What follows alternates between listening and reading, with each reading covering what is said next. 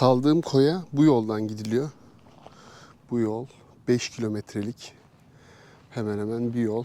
Göcek tünelleriyle Göcek arasında girişi. Buradan ben en sondaki koya gittim. Buradan benim gittiğim koydan önce de bir iki koy var. Burası da en güzel manzaralardan biri.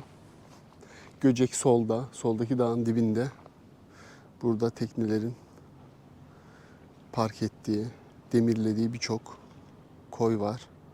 Bu teknede biraz açığa, sakine demirlemiş, teknesine güvenen açığa demirliyor. Burası çok güzel bir nokta. Eğer günübirlik geçiyorsanız tam buraya gelip kamp sandalyelerinizi atıp güneşin batışını da izleyebilirsiniz karşıdan. Güneş tam benim kaldığım koyun üstünden batıyor sağda. Buradan da doğuyor şu anda. Göcek. Doğası muhteşem bir yer. Bu sefer Göcek'in tadını biraz daha çıkardım diyebilirim. Geçen sefer gece karanlıkta geldim. Sabah erkenden çıktım. Bu sefer en azından güneşin batışını ve doğuşunu gördüm. Şimdi burada sakin sakin biraz vakit geçireceğim. Sonra kahvaltı yapmaya gideceğim. Buranın handikapı, tek kötü tarafı ise tuvaletin olmaması. Kampta böyle sıkıntılar var.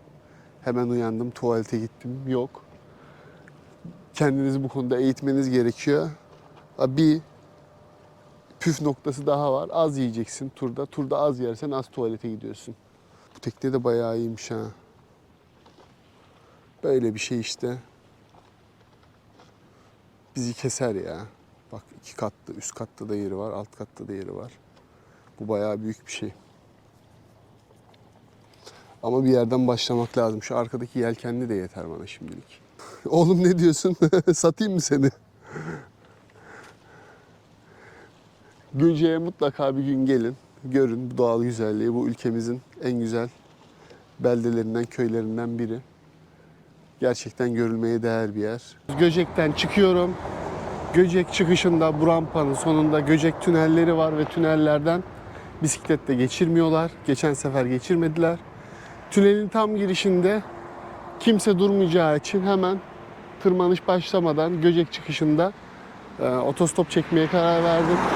Tüneli geçene kadar bir araç bulmam şart. Tünel çıkışında sonra ineceğim.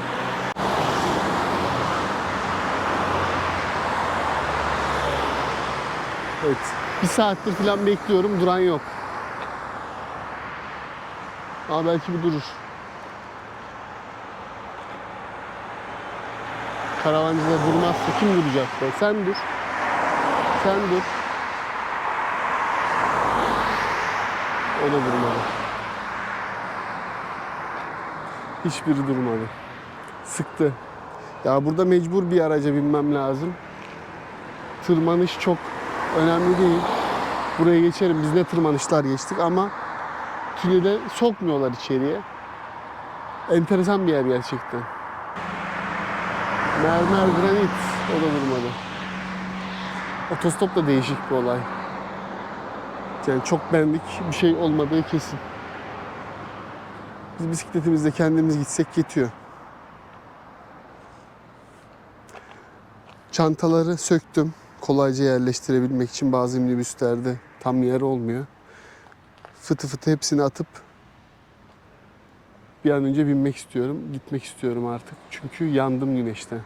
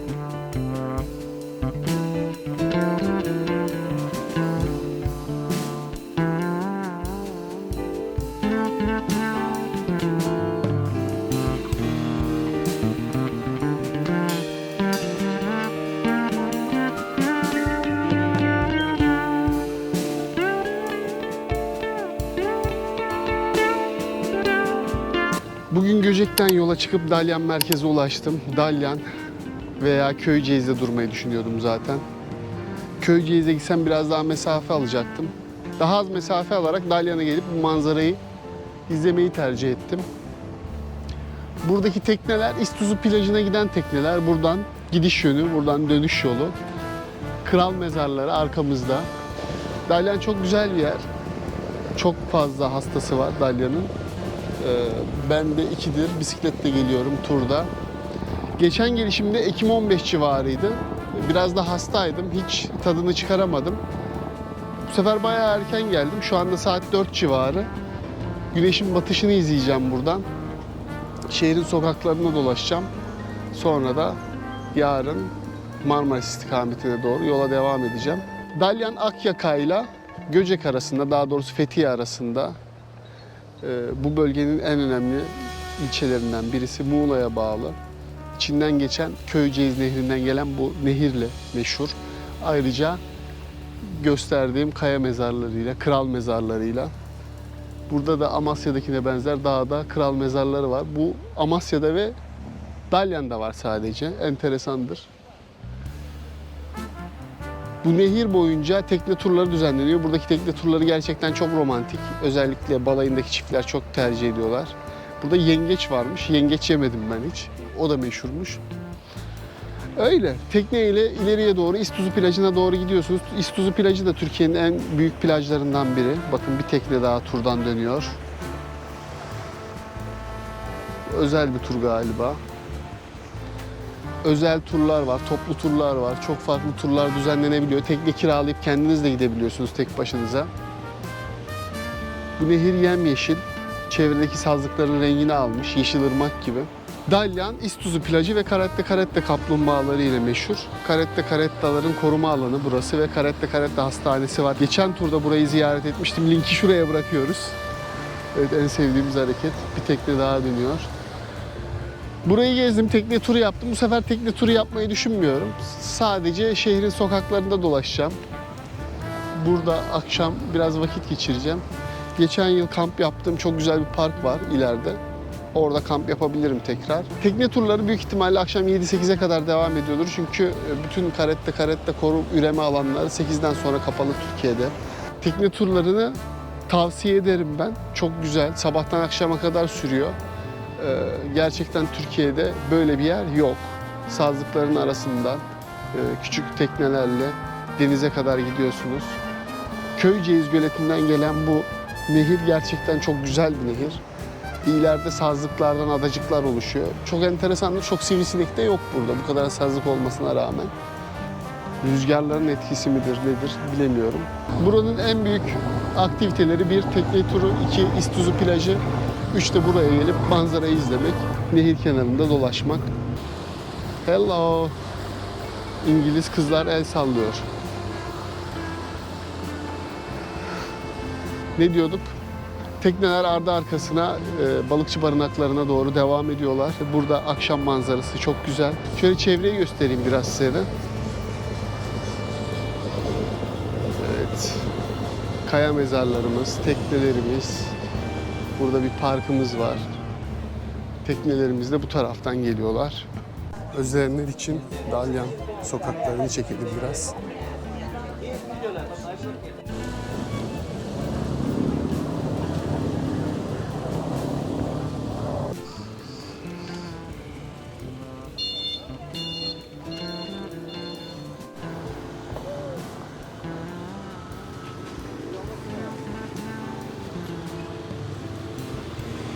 Zehirleneceksin, zehirleneceksin. Sokakta gezerken burası dikkatimi çekti. Dalyan Su Ürünleri Kooperatifinin bir dükkanı. Burada balık ekmek yapıyorlar. Fiyatlar da uygun. Dalyan merkezde. Çoğu yerde su ürünü satılmıyor. Balık ekmek satılmıyor. Burası hem temiz hem kooperatif hem ucuz. Görürseniz mutlaka uğrayın. Ekmek arası levrek söyledim. Biz tabii Tokatlı olduğumuz için çok balık kültürü yok, bilmiyoruz. Böyle arada gördüğüm zaman da yemek istiyorum.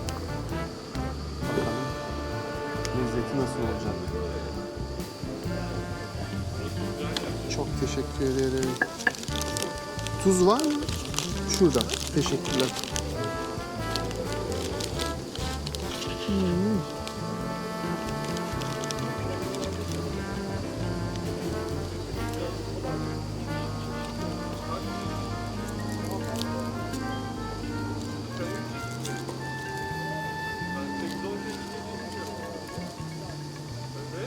Çok sıcak.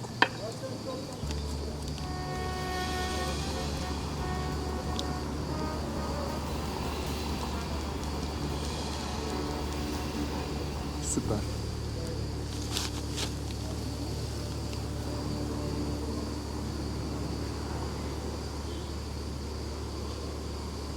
Burası Datça'daki kamp yerim.